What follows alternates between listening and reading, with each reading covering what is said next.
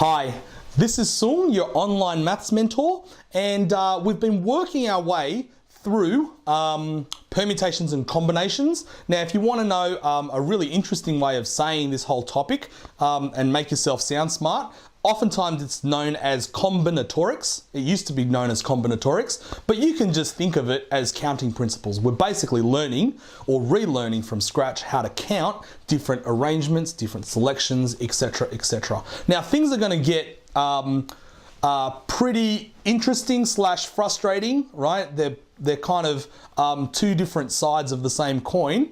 But before we go there, we're just kind of going to lay down the foundations. And so we've kind of done that. We've looked at what a combination is. We've looked at what a permutation is.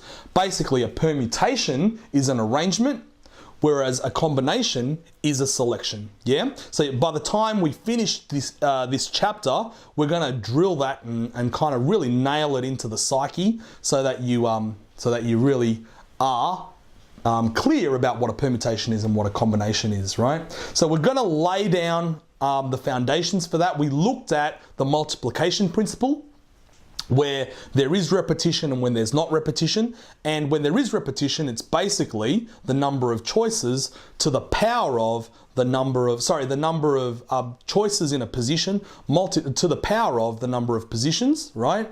Whereas for where we use the multiplication principle, where there is not repetition, we basically use factorial notation. Remember that? Factorial notation, where we basically take the number of choices in the first position and multiply by one less than the first position until we have nothing left. Okay, so that's factorial notation. But what we want to do now is we want to come up with a formula, right? A general formula for working out the number of permutations in a selection, or in a number of permutations in a subset of a bigger set, right? So this is how it works. Let's have a look at this. Where we need to count the total number of arrangements or the permutations of R elements from a complete set of N elements, right? And R and N are just numbers, and we'll look at an example, after I go through the definition. Then the total number of arrangements will be written like this: P for permutation, N being the number of elements that we're choosing from in the complete set, and R being the number of elements that we're choosing into the second subset, okay? And the number of arrangements of those R elements will be N factorial over N minus R factorial. Okay, so you just need to memorize this formula. You don't have to memorize it like a formula so much, but if you understand the principle behind it, okay, and that's really where I want you to start thinking from. Start thinking about what is the principle that gives rise to this formula. If you understand the principle, then you can recreate the formula itself, even if you've forgotten it, okay? But basically what I want you to know is that the number of permutations where you choose R from a whole or complete set of N is N factorial over N minus R factorial. Okay? Now, what I want to do is come over here and look at a typical question where you might use this NPR formula. Okay, where you might use the permutation formula. And this is like a typical example, right? Let's have a look at this question, right? It says this: in a horse race of 12 horses, how many ways can a trifecta occur? All right, it's a simple question, right? So basically what we're trying to do is look at the number of arrangements of 3 from a total set of 12, right? And we're looking for the number of arrangements there. So can you see that if we were to look at this formula, we're choosing from a pool or a set or a whole group of 12 horses, and we're choosing the number of arrangements that we can get by choosing 3 horses, because trifecta means first, second, and third, right? And because we're looking for the trifecta, where we need to know who comes first, who comes second, who comes third, are we talking about permutations or are we talking about combinations? In other words, are we talking about an arrangement or are we talking about a selection? Or, another way of putting it, does order matter or is order not really an issue? Well, if you're looking at who's coming first, second and third, and you are specifically concerned with the order rather than the pool of horses that come in the top three, you are actually looking for the number of permutations and not the combinations, right? So trifecta is actually looking at the number of permutations. So in other words, what we're doing is we need to use this formula. But before we use this formula, let's have a look at how we would work this out.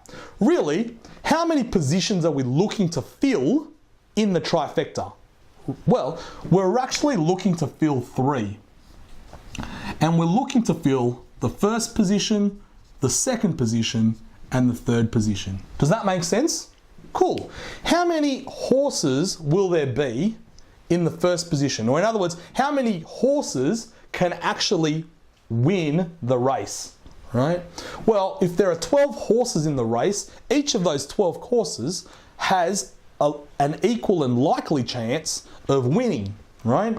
So the actual answer is 12, right?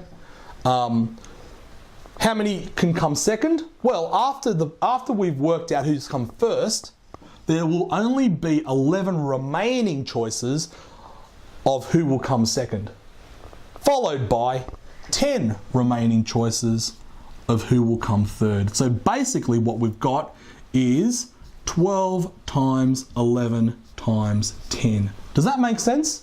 Good. Now, let's leave this here for the time being. I do want to continue on with how we proceed from here, but let's go back because I want to go back to what we did in the last episode.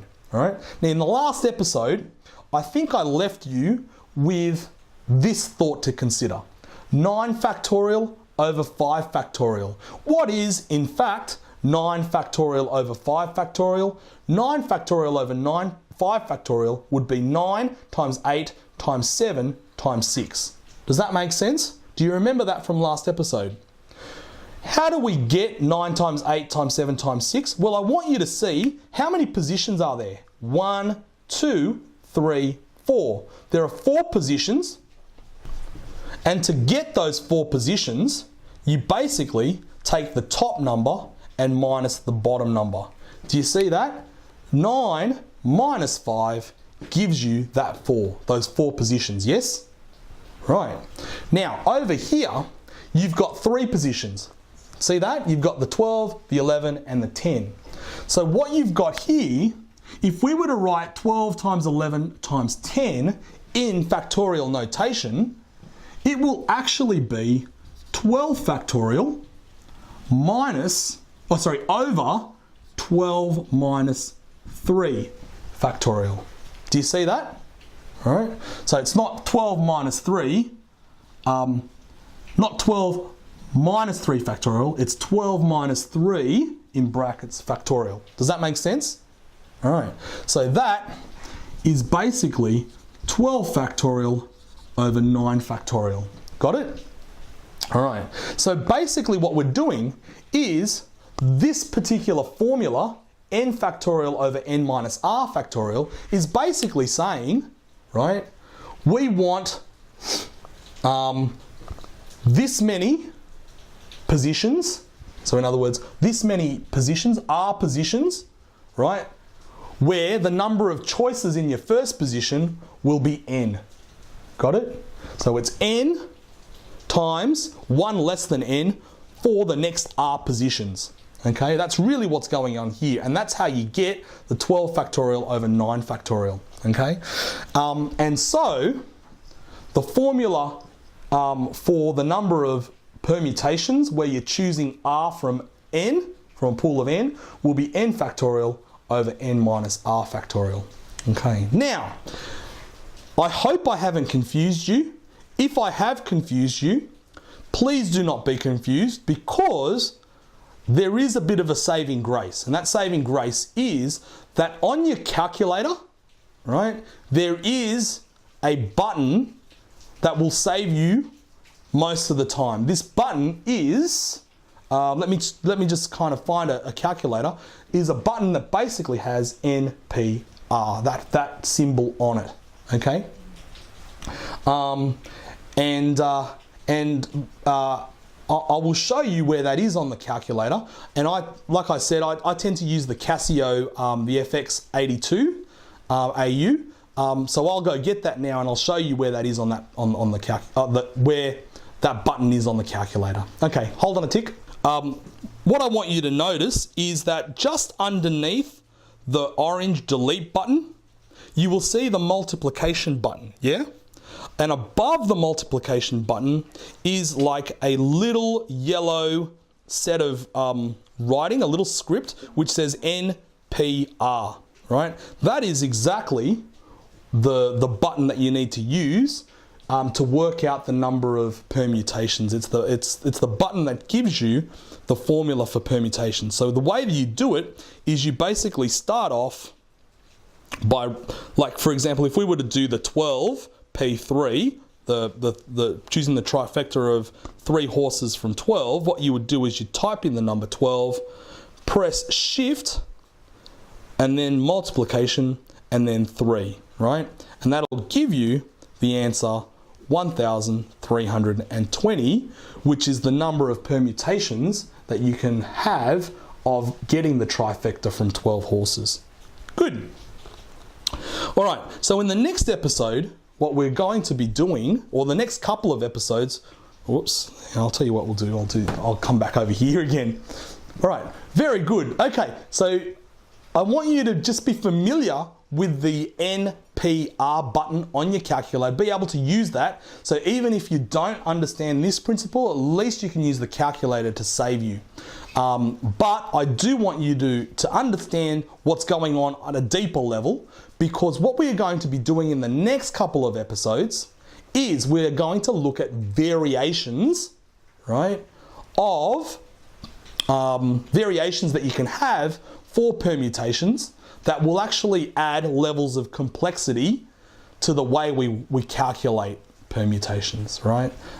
So we'll be looking at, arranging things in, for example, in a line, where the order matters. We'll be looking at arranging things in a circle, for example, arranging things such that,